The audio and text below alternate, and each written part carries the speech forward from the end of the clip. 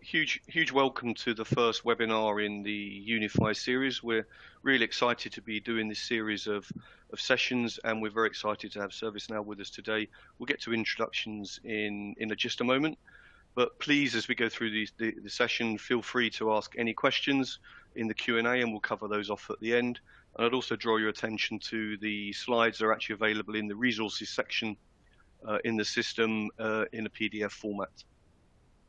So today we're going to cover a couple of key use cases for the work we've been doing in the retail sector, covering some really interesting use cases and some real things around digital transformation and how clients are using ServiceNow to genuinely change the way they're thinking about their business and thinking about the way they manage things. We'll do a bit of an intro just around Unify and then get straight into the materials. But first and foremost, we'll just do some quick introductions. So my name is Mike Glock. I'm the founder and managing director of Unify. So I've been working in the outsourcing and service management space for too many years, about 25 years. I've been working exclusively with ServiceNow since 2009. So I always think of ServiceNow years a bit like dog years, so it probably makes me about 110. And before that, I used to own Remedy and a lot of other things back in my past. I'll hand over to Kashan. Thanks, Mike. So my name is Kashan Mutavchiev. I'm a senior solution consultant at ServiceNow, focusing mainly on our retail enterprise size customers. I've been in the process optimization space for about 10 years now, and I've been helping retailers transition their ways of working for about, I think, maybe 18 months now. Thank you, Mike. I'll hand over to Lucy. Thanks, Kashan. Hello, everybody. I am Lucy Millerchip. I'm a senior consultant at Unify. I've been in the tech industry for about 15 years now. Before my time at Unify, I have done about 10 years in retail space, working across multiple different tech products, developing in-house to actually implementing something off the shelf. And a combination of the two as well. So yeah, I'm really excited to talk to you today a little bit about retail. So I'll hand back over to Mike. Thanks, guys. So first up, just a little bit about Unify. So we've been in our current guise a partner really since 2015. Back then there were just two of us. We're now, I think we're about 125, which has been a bit of a journey, as you can imagine. Moving on that scale. We work across all verticals and most parts of the platform. I think there's a few key things that we feel kind of differentiate ourselves with a lot of other partners out there. We're predominantly client-side people, so what does that mean? So as a preference, we like to recruit in people from industry, so that have real-world delivery experience from sitting with a client rather than just recycling the same kind of vendor side people through the ecosystem. We're independently owned. I think we're the largest independently owned partner in the UK and Ireland. And we really believe genuinely in partnership. So these things are about partnership and about moving together. And this is a three-way thing. So this is very much with us, with working with our clients, but hand in glove with ServiceNow. We think you can't do these things without that three-way partnership. It's fundamentally a key to success. Having an open, honest, and sometimes bumpy, but in a good way relationship between those three people. I think the other thing that's key for us is that we are predominantly permanent staff. So we use associates every now and again when we have a specific requirement. But fundamentally, we try and work with our permanent team and build that permanent team. I think this is the way we can really ensure that our ethos and the way we want to work with partners really comes through with people being onboarded in our approach, in our way of working, rather than just bringing in people sort of off the street and putting them straight out on client site. I mean, the last couple of years have been really exciting. The pandemic was an interesting time for a lot of us in this space, in that everybody suddenly reached out for digital transformation capabilities. We were really excited to be a winner at the EMEA Partner of the Year Awards this year, which was very exciting for us. And as you can see from some of the numbers, the CSATs are really where they need to be. We've got a huge amount of ServiceNow experience, tons of projects, and a bunch of certs as you'd expect. But enough about us. Let's get on to some of the more interesting content. So we're going to talk around a couple of key case studies.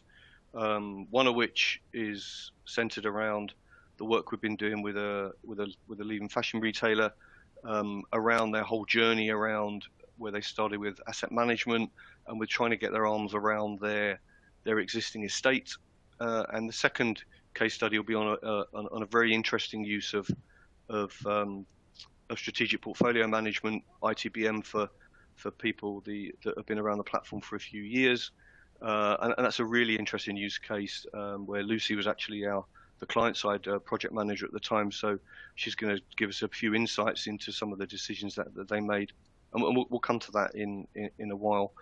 But first of all, the leading fashion retailer. So I guess just to set the scene a little bit, I won't read the slide. You can see some of the numbers. They're a largely bricks and mortar outfit. Hugely interesting and exciting to work with. But we're coming from a world of a lot of things were done largely manually. A lot of infrastructure was on premise. So they were starting on that whole journey of around digital transformation, around doing a cloud transformation, trying to get their arms around their data, trying to consolidate their tooling, and trying to get some additional automation and some transparency and visibility into their data. So we'd worked with them for quite a while. And then just as everybody was aligned on roadmap and on the program and strategy of how we were going to do things, the pandemic hit and all of, obviously, the high street closed down. So that was an interesting bump in the road, and one which after a lot of years, it was a new one on me and a new one on most of us in the world. But to be fair, we kept in close contact. We worked with them a lot. On and off, just in terms of making sure that everybody was okay, and that where were we with from a roadmap perspective, and then as soon as that lifted, we were able to start the work on getting to grips with where they were around their assets. What did they own? Where were they being transitioned to? And then critically around some of the visibility pieces that we needed to get hold of. That's quite an interesting use case, Mike. The implementation sequence is quite different to many of the typical customer journeys that we see. What drove this customer to start with ITOM and ITAM first? Thanks, Kishan. So I think there were some fundamentals around, as I say, part of a massive transformation, but around getting hands around the data. Being able to take control of their own information, and then being able to enable and drive change off the back of that. I think the core driving force around why do the ITAM ITOM first versus, say, maybe more traditionally do some IT service management, really around at the same time as the technology was going, there was a big move around their outsourcing landscape. So it was a largely outsourced organization. They'd had some legacy contracts running for a significant period of time. And so really the changing service desk, changing the infrastructure provider was really front and center of what they were doing. So whilst all that was in place, it was felt collectively, and that included with working with ourselves and working with ServiceNow, that the heart of your IT service management processes, for example, will be around the service desk.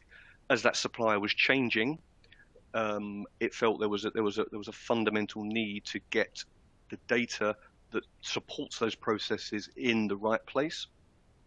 And by doing so, that then enabled a far easier transition, so that the new suppliers were coming in with a completely new data landscape, a new knowledge landscape fundamentally, if we go beyond data, about relationships, understanding which services were being driven by which infrastructure items, particularly around the move to cloud.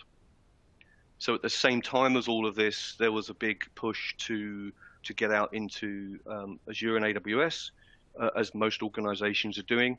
And this really enabled a change of thought process to, rather than the more traditional, let's worry about our servers and our physical things that we have inside our data center, it enabled, one, going to cloud changed everybody's mindset, and then really fundamentally enabled us to drive that service-oriented thinking. So to switch around from worrying about servers and which things have gone down to actually coming to saying what's been impacted for the business.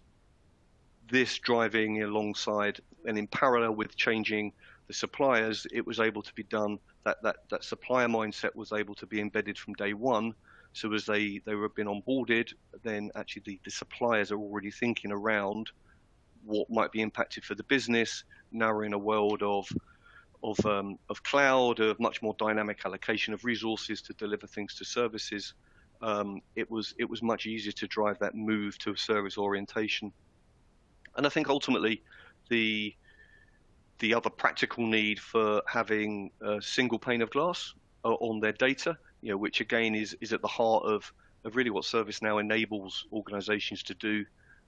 In this case, it was around our infrastructure estate, around our application estates, understanding what was driving what. So as well as thinking through ultimately how we're going to transform the processes, there was also around a big move for transparency of cost. So not just for, if we're going into cloud, how do we protect ourselves from cloud sprawl? How do we protect ourselves from seeing that cost go up almost uncontrollable in a lot of organizations when they first embrace cloud, because it's so easy to stand things up. But it was also transparency for licensing. So when Microsoft, the Oracles come knocking, there was a much better grip on exactly how we understood what was forming that license estate, really wrapped up in the whole move to, if we're going to go and do replatforming, that gives us a perfect opportunity to actually now really refresh what are we licensing. So what in our database estate, as an example, is being run, how many Oracle instances we're running, et cetera. So I think using the individual elements of ServiceNow, but really that driving thought process was around how do we orientate to become a service-led business, and how do we get that transparency and single pane of glass on our organizational data. That's quite refreshing, Mike. I think I've dealt with quite a lot of customers that have a desire to become a platform or utilize platform technologies, and they miss the commons data services model, and they miss how we kind of link that to business services, etc. It's fascinating and exciting to see a customer reimagining the way they do this. You already mentioned some of the challenges you had due to COVID. Were there any other interesting challenges that you came across in this project? Yeah, I think you put your finger on it actually there, Kishan, with around CSDM. I think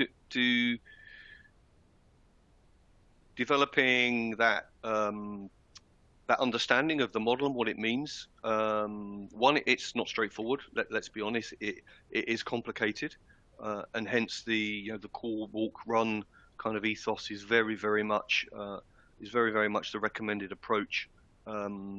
Not disappearing in a sea of data and trying to do this up, but very much taking things in bite-sized chunks. But I think doing that work and working through that understanding of CSDM without a process context was different, and it was actually quite challenging for us as an organization, working with the client to actually get our almost like a different approach. It's one thing when you can say frame the services definitions and the different elements of the model that we want to use when, say, we're looking at it from raising incidents and being able to report on incidents. But not having that was an interesting challenge, and one, hands up, if we were doing it again, I would definitely take a slightly different approach, and one that was maybe a bit less bookish, and one that was actually maybe using a paper walkthrough of, say, an incident process to bring it to life. I think with a lot of these the elements of CSDM, it's very enterprise architecture-y, and it all makes complete sense. But when people come to implement that and come to embody that in data in the platform, what does it drive? I think it's a real challenge to, and we as an organisation have taken some time to get our heads around it. I'll be completely honest, and I think it means so many different things to different people. But I say, definitely doing that. Obviously, from when you're working with discovery and with service mapping, it's building that picture. But certainly, I think the big lesson would be to still use even if it's a paper walkthrough of a process around helping to define that CSDM. I think the other key one is around undertaking a discovery exercise, implementing discovery, when also we're doing the client's doing a replatforming, so we're in the middle of a transformation project, particularly up into cloud. So we're working on with internal data center assets being replatformed up into the cloud, but can't wait until that replatforming exercise is finished. So this one actually we were fortunate in that we got quite a lot of experience in doing that with clients. A couple of big clients a couple of years ago did the same thing. So I think there it was about being open and having a plan, knowing that you're going to have duplicate data, knowing that you're are going to have some challenges. So it's really right up front having a process that can handle that duplication. As you can imagine, if you get it in a discovery world where we're finding servers sit in data centers, and then at the same time as they're being replatformed up into cloud.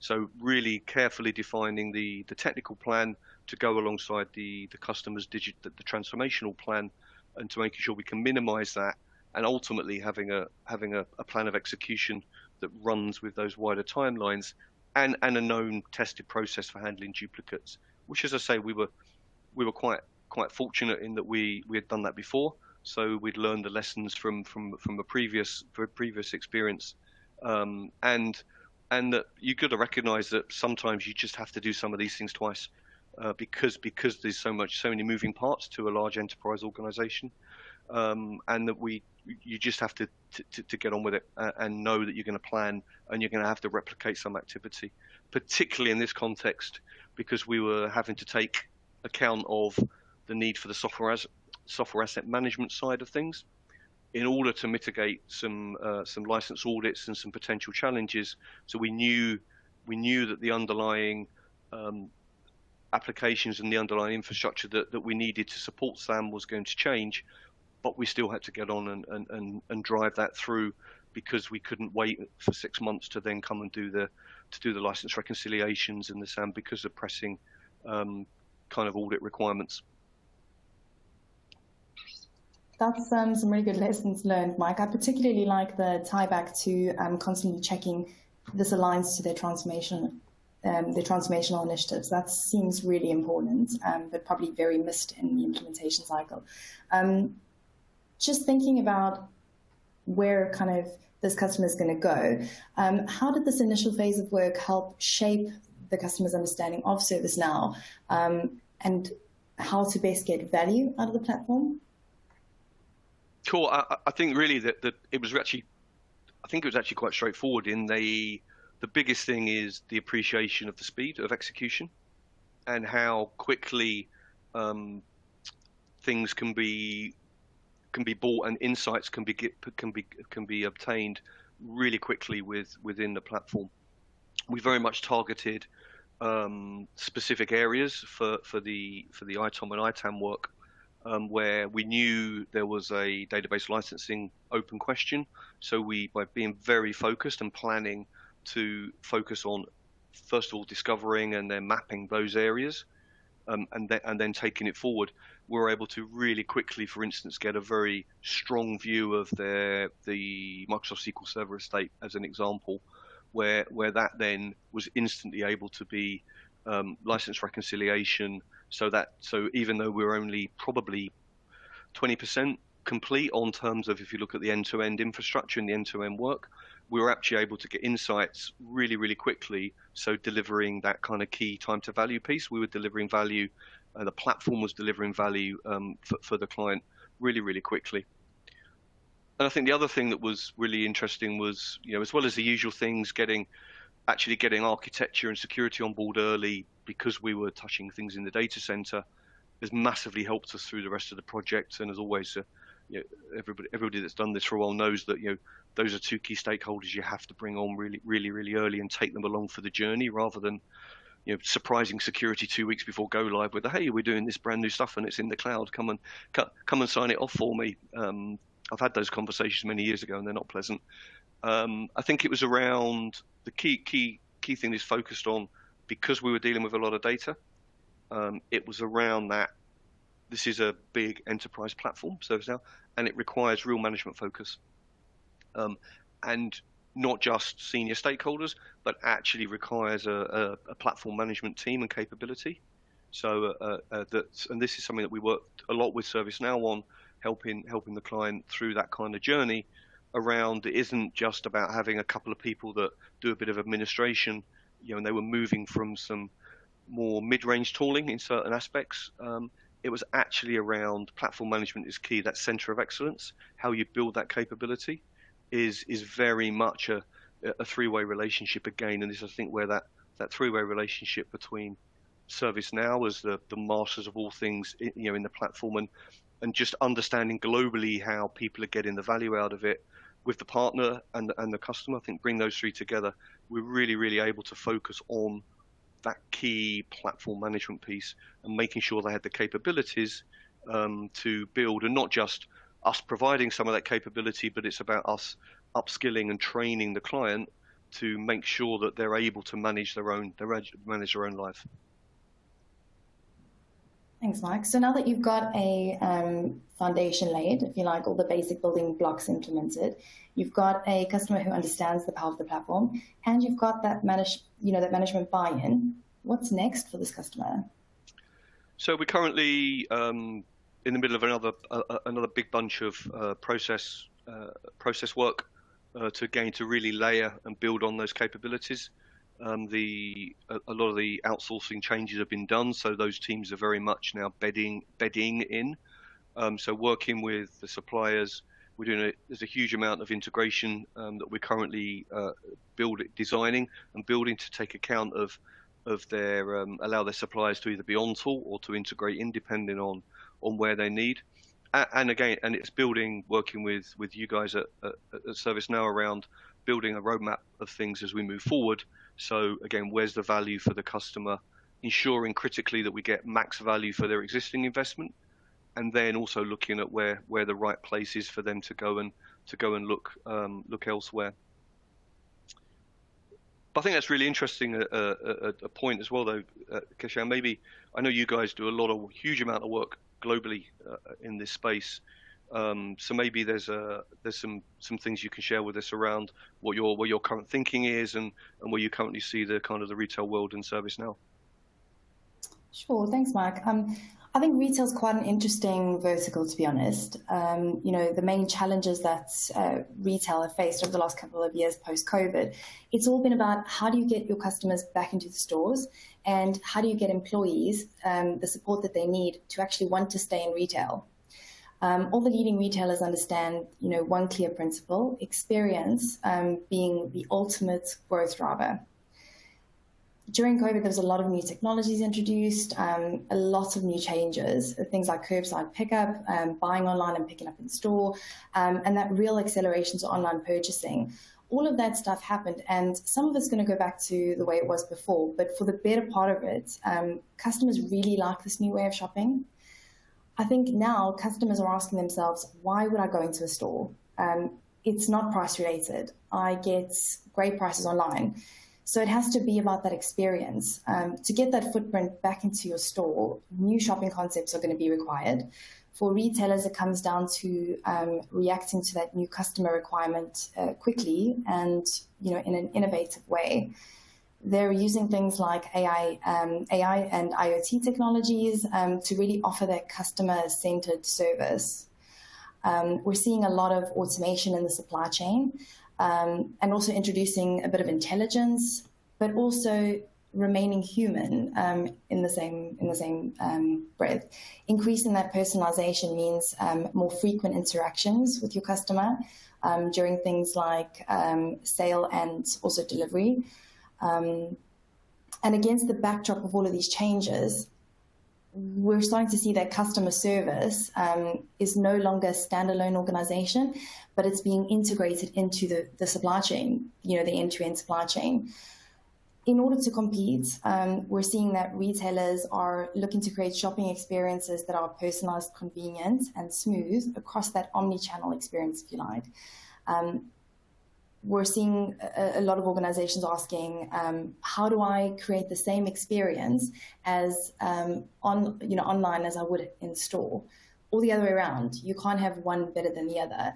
And when you visit an Apple store, why is it so different to visiting a local grocery store? The staff are paid the same, so it's got to be about something else.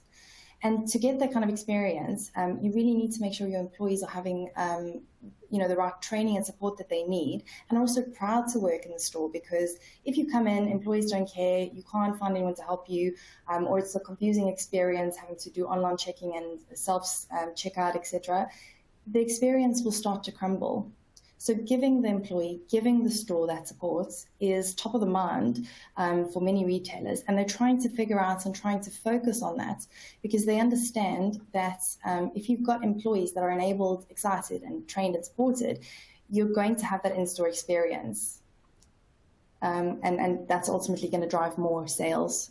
So the challenge that we're seeing with a lot of retailers is that they're struggling to create this end-to-end experience because of siloed data, broken processes, and a lot of disconnected systems that make it difficult to pivot and meet these new demands that these customers are constantly chucking their way. And also addressing issues faster to deliver these kind of experiences that bring these customers back. It's really, really tricky. So at ServiceNow, what we're doing to focus on this, we're doing this in several different ways, really. One of them is giving employees a mobile experience to get help in an instance. Push a button and you can create a ticket with just a picture and a couple of words, for example. Saving time, saving energy for everyone involved. Then you've got things like AI chatbots, so you can start to create those automations. How do you automatically create and request fixes? Say a point of sale goes down, instead of making a bunch of phone calls, through knowledge, through articles, through automation, you can automate ticket creation and resolution with things like playbooks. And there you have it. Employees are back on the floor helping customers in no time. In that same vein, if we're talking about call centers, another area that we're helping customers or retailers with is the complaints management piece. Customers are buying online, which means that they're not coming into stores to fix their issues. They're phoning your call centers or interacting with a chatbot, which has an agent on the other side.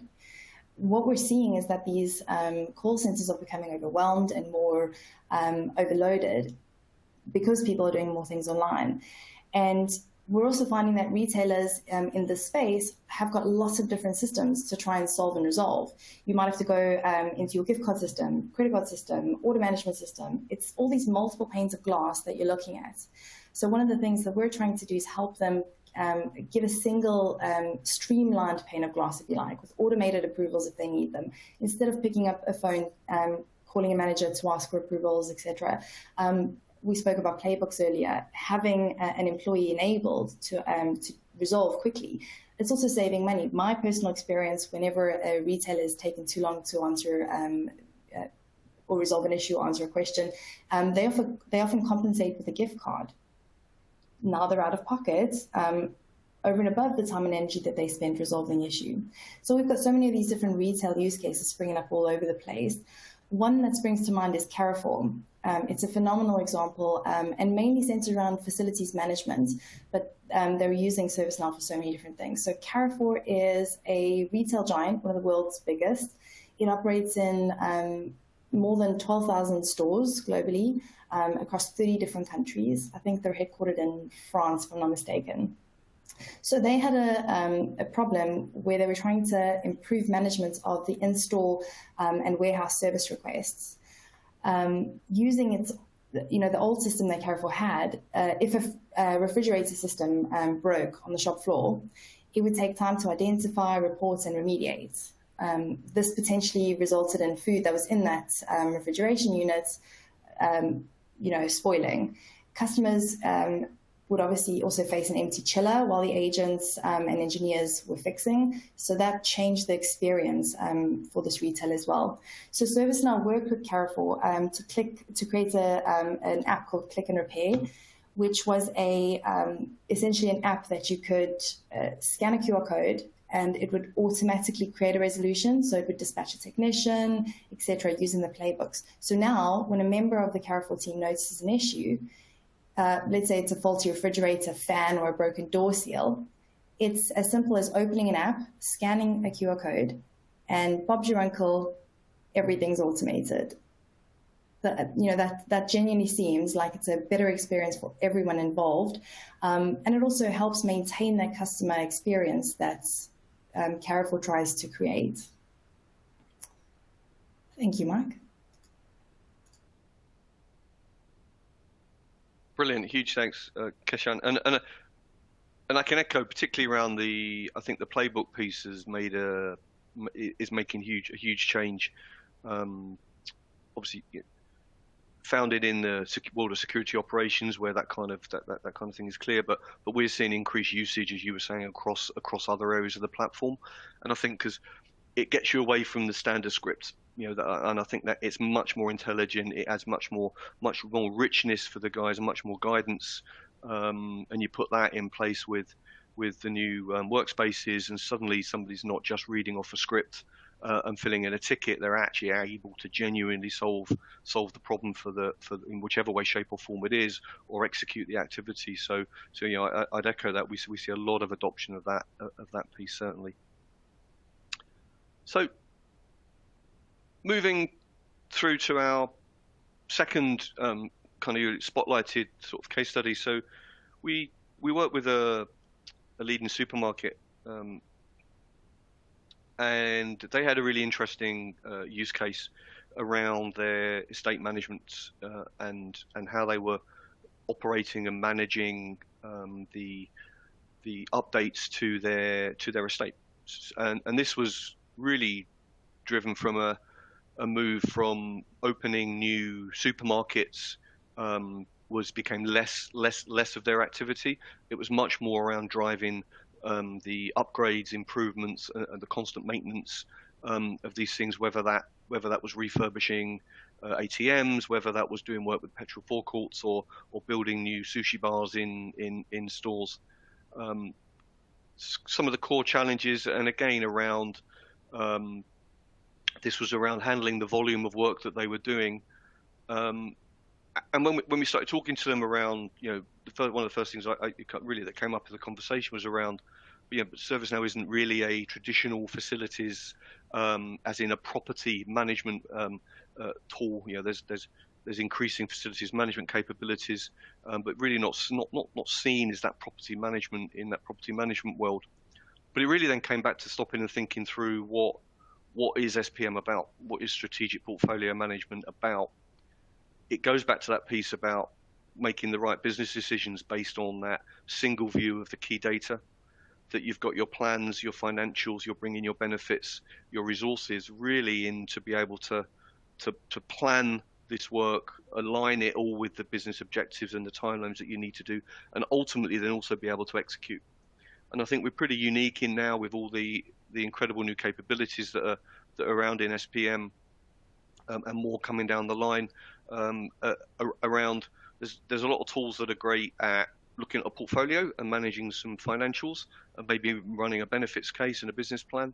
There are other areas where they're great at doing project plans and executing, but ServiceNow is pretty unique in being able to bring all of that stuff together and genuinely be able to do all of that in one place.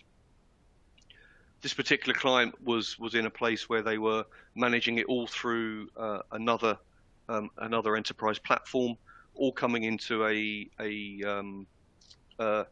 a data warehouse, and then really being able to really then trying to manage a lot of these things through these mix of tools and things that the guys in the individual project managers that are out there in the field were kind of trying to do individually. But it's probably a good time to just, as Lucy was there, to bring Lucy into the conversation. Just ask sort of, so what were the, from your perspective, what were the key challenges that really drove the initial project? Yeah, so this team in this retailer were actually one of the most underinvested from a technical point of view teams. So their systems and solutions were really archaic and sort of disparate, didn't talk to one another. And similarly, some of the users, they'll acknowledge themselves, and they won't mind me saying that they were not very tech savvy. So they were either working on spreadsheets offline because a lot of them were remote, or they'd sort of be updating things out of sync, if you like. So one of the big challenges that we had that drove this project was around how do we bring that A, live, and B, sort of making the users a more enjoyable experience for them, using a tool that they enjoy, and also getting the stakeholders the visibility of the projects that they need, because that's one of the really core things that drove a lot of this project. We were talking about, I think there was maybe about 50 different reports that they'd have to run on a weekly, bi-weekly, or a monthly basis, and that was all spreadsheet driven. So it's all about how do we drive forward into the future with their sort of their data, and also giving them the platform to be able to do that and evolve their tech stack, if you like. So yeah, as Mike said, there was a huge space race principle back in the day with this retailer, where we would be standing up new stores, and essentially that then changed how we can drive the space within the store. So there would be multiple projects happening at one location, which ultimately meant there was, as you can imagine, it would be a program of work at one location. So there'd be multiple projects happening, and there would be multiple dates that needed to be tracked and all sorts of things. So it was very complicated. However, when we went out to market to look at different solutions, Unifii demonstrated a really simple way of how we could manage that information and utilize it on the ServiceNow platform, to which the retailer already had this sort of the ServiceNow platform available to them within the IT department. However, it was something that the link would work really well, given that sort of single pane of location data which the property team owned, and having the data in one single format that everybody could access. As the sort of ServiceNow platform was growing amongst that retailer, it really sort of drove that project towards the ServiceNow route, which was really good. Great, thanks, Lucy. And if I remember, one of the big challenges was with the spreadsheets. One project could actually spawn 300 projects because it will be replicated across multiple stores, and then simply managing that volume of data when it was disconnected from a system. So essentially, again, I'm thinking through one of the key guys was saying to me that literally within the first week, most of his milestones were already read, purely because he couldn't keep them up to date, because it was all disparate information and there was no kind of collective simple way. So I know certainly that some of a lot of the things that we worked on together was around how do we automate some of that stuff, and how to, using the power of the platform, driving these things, thinking of these things as workflow and as a holistic view of things, to be able to keep plans in step, automatically update if something slips, rather than keeping everything in disparate sheets. Exactly. Now, I guess interestingly, this is an area where is a very different kind of than your traditional kind of area for the platform, and for us certainly. So from a business, I guess, business change perspective, what do you think were the most important activities that you guys did internally to make this a success? Yeah, so one of the more important activities I think that we looked at was the property team. As I said, they were sort of very non-tech friendly. We had to bring them along what we like to call the agile journey, and that was also sort of bringing them up to speed with how we wanted to operate, which also gave them insight as to how ServiceNow could operate from an agile point of view with projects. But it was all around sort of involving them and making sure that the training and the solution familiarization was really there, because obviously naturally with projects, change is one of the huge things that sort of hinders a project being successful. If you don't get your users on board, then you're never going to launch it successfully, and it's never going to land very well. So one of the things we did was we kept them really close to the project. Some of the training, we did multiple training sessions. We also did a sort of wider business involvement, given that the property team had such an impact on sort of the day-to-day business running. And as you said, it could be multiple projects at one location. So we could be involving the clothing department, we could be involving the IT department, the facilities management department, or because that their projects will be landing as part of that scheme. So it was all about bringing everybody together so that the project itself would land really well and everybody would have a good picture of what the project was going to be looking like and the usability of it. And that seemed to really bode well when we did go live. Everybody was really keen and excited for the product to launch. They couldn't wait to get their hands on it. We were sort of getting inundated with requests of, new dashboards, new sort of widgets and things that we could build for them, because they were really excited to see the data on something that they liked. But also it really helped when we sort of the location aspect of it, because all of our properties were on a shared platform that other users had access to. It really worked well, and we had quite a lot of requests for people to access that data and hook in and tie in via the sort of the endpoints to access that data, because there was a whole load of information that, for example, our data warehouse team wanted to utilize.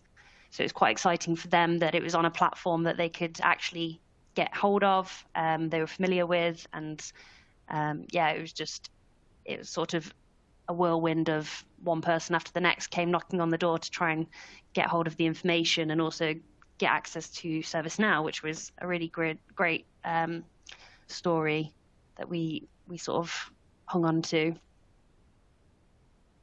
That's great, and that's something I think I've seen echoed throughout the years of working with a platform around. It kind of goes viral because you can stand things up so quickly, and people can very quickly start to see that value piece deriving from it. But I guess the killer kind of question from your perspective, what were the biggest sort of couple of benefits that you think the organization derived from using it, and either as part of that initial go live, or how did you develop the thing moving forward? I think one of the biggest benefits was actually that it really catapulted the property team into sort of one of the big tech users amongst that company, because they were sort of the forefront of information. They also were set up to, there was loads of other sort of capabilities that they then wanted to go after. Say, for example, the resource management, the cost management. They just wanted to, like you say, just wanted to spawn off, and that then would give them a lot more sort of tail feathers, if you like, for the sort of senior management to access information that they never had hold of. And I think it drove a lot of future thinking, if you like, of how to manage properties in the future, which I don't think, given the headspace that they probably would have had limited back in the day before ServiceNow, they wouldn't have been able to do that.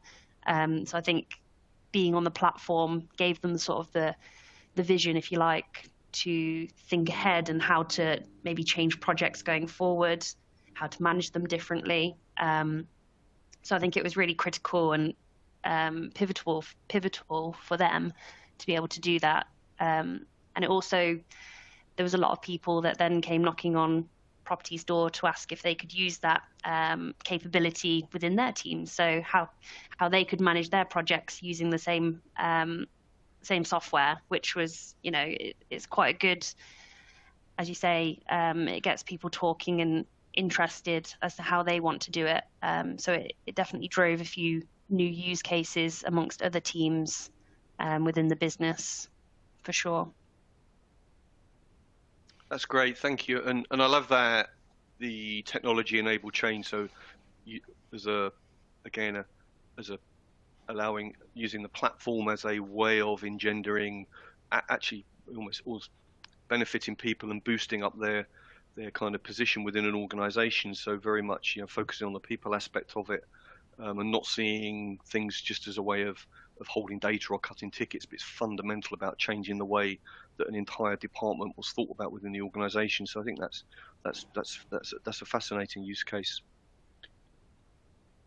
I guess just asking you, Kashan, if I can, around other interesting use cases with you guys see for SPM, or indeed picking up on one of the Q&A questions, sort of really any other interesting use cases that you're currently seeing around the retail sector? Mike, that's a great question, specifically around the strategic portfolio management. I remember hearing something around a prediction that Gartner made earlier this year, and it went along the lines of something like this. By 2025, 70% of digital investments will fail to deliver the expected business outcomes in the absence of strategic portfolio management approach. That's massive, 70%. There's a lot of wasted money. And to be honest, the conversations we're having within the retail space, they're already showing signs of this. Most of the CIOs we talk to, for them, it's all about visibility, knowing what's needed and how it's being achieved across the business. That's where it's at. So I think where strategic portfolio management can help in this space, I think it's about helping understand the relationships between initiatives, investments, dependencies, and the actual work that's being done, so that you can tell the right stories to the various stakeholders and empower them to ensure that all of those assets are aligned to strategic priorities along the way. Thinking of a customer example, I think the Lavazza use case is quite a good one to use here. They acquired, I'm not sure how much you know about kind of Lavazza history, but they've acquired a few companies over the years, and they've really struggled with the increased IT complexity, as most customers do when there's a merger or an acquisition present. So email exchanges, telephone calls, lack of integration, it makes it really hard to track progress across all the initiatives that's happening within this project itself. So fast forward to using SPM, Lavazza now manage over 100 projects annually at the same time using SPM from ServiceNow.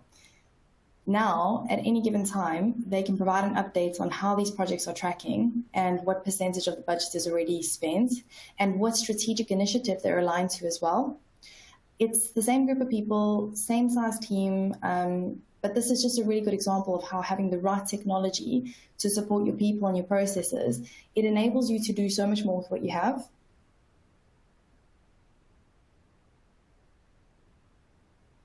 Absolutely, and I think one of the questions that has come through is around key challenges that we see in retail. I think you put your finger on something really interesting around the discipline within this, and it's not exclusive to retail, but it's very focused on the business case and understanding how to articulate value. So I think where we love working with ServiceNow, and again this is where we come into very much that partnership piece again is around. It's not just around the thing that's in front of the customer. It's not just about that individual process.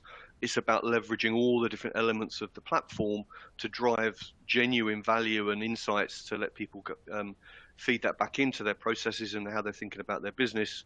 So it isn't just about being a bit more efficient in how you deliver a project, it's getting genuine insights. And it's great to say they're actually changing the way you manage projects. It gives you that data to have those insights to make you realize that it may not be the most optimum way of doing it. And certainly we find the discipline in these use cases and others that we've got around the strength of the business case that needs to be put together, and genuinely, tracking delivery against the business case. It really brings that power of the single platform together, rather than using a disparate set of tools where the data never matches up and all the associated issues and costs sort of around that. So just looking at some of the questions that have come in, there's a key one here around what made the partnership between sort of Unifii and ServiceNow unique and in supporting these needs. So I think the partnership piece, as I've alluded to, is incredibly important, and it's actually a three-way partnership between ServiceNow, the end customer, and us as the partner. And I think we all bring something fundamentally different. I think this is where we, as a smaller business that spend every single day of our lives working on the ground with customers, and I think that's really key, actually delivering on customers. I spend still a bunch of my time, I make sure I do, actually working with customers, because it's the fun stuff about what we do as well, right? It's sitting there staring at a spreadsheet is not that interesting to me, if I'm honest. The actually out there working, listening to what's going on the ground, understanding, and then being able to leverage the ServiceNow organization with the likes of Kashan is brilliant, because they have that global overarching kind of sector experience and knowledge that we can then also, in working with them, actually give this is the things we're seeing today. This is the conversation that we know they're having with their senior stakeholders at this point in time. And I think getting that balance is absolutely fundamental. And as I said earlier, the key is it's not about selling more stuff. It's about getting the delivery right, getting value early for the customer, and making sure that that there's full value being driven from both the ServiceNow side of things, but also from our perspective, from the services that we're delivering. It's fundamental that we get that right, because that goes back to the partnership piece I talked about right at the beginning. It's fundamental. It's a roadmap. It's a journey. It's a long, and they're can be quite trite statements, but it's really important that it's viewed as a multi-year investment to get the right level of value out of that partnership.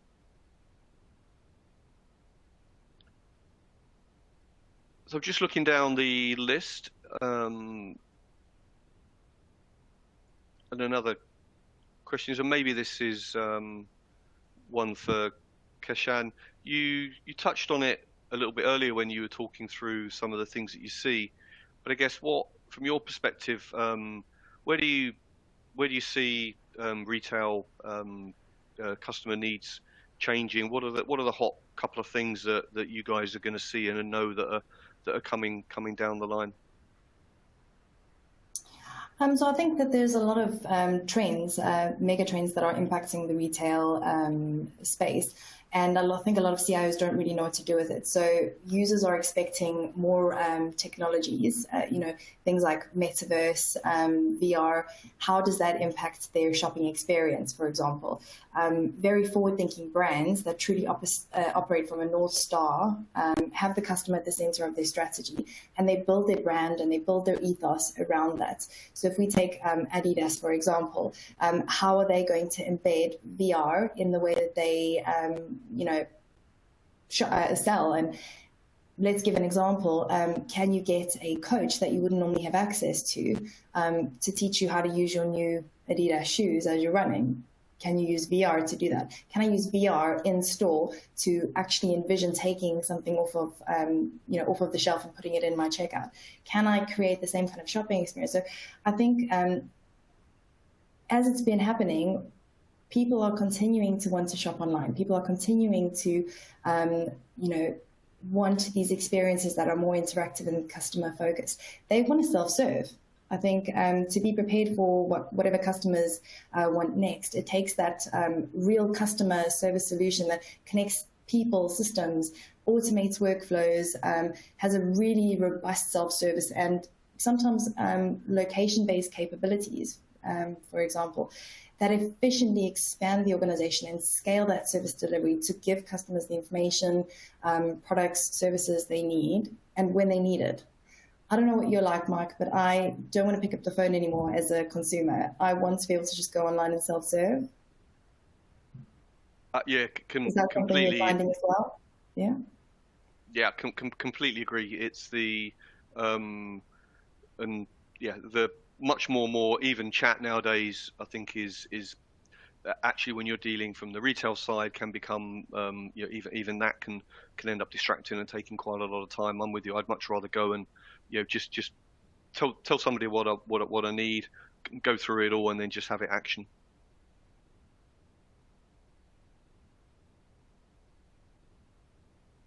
And I think we see that in whether that's end customers, whether that's internal customers, that ability to self-serve and then critically be able to automate off the back of that, I think is becoming incredibly important.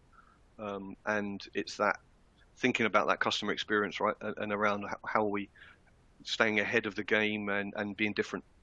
I think that's really, really key in everything that we do.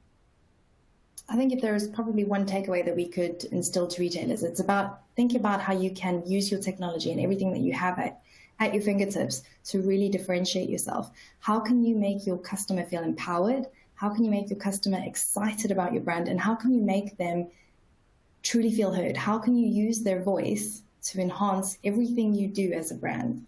I think if you can do that, you're really on the right path to creating magic.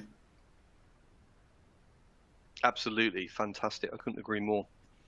And really, I think that's pretty much the last question. We've only got a couple of minutes left. So first of all, huge thanks to you two for joining me on this session. It's been really, really interesting hearing about those experiences, and really interesting hearing where ServiceNow's view of things moving forward and where we're going. I think what I would say is, if there's, you can download case studies, go to the website. Remember there's a PDF in the resources section in here. This will be available on demand. So if anybody couldn't make it, or you want to come back in, then please come and look at it on demand. And look out for, I guess, the next webinar we hope to do in the series. We'll hopefully be announcing that in the new year. But thanks everybody for attending. And have a great week and a really good holidays coming up. Thank you very much.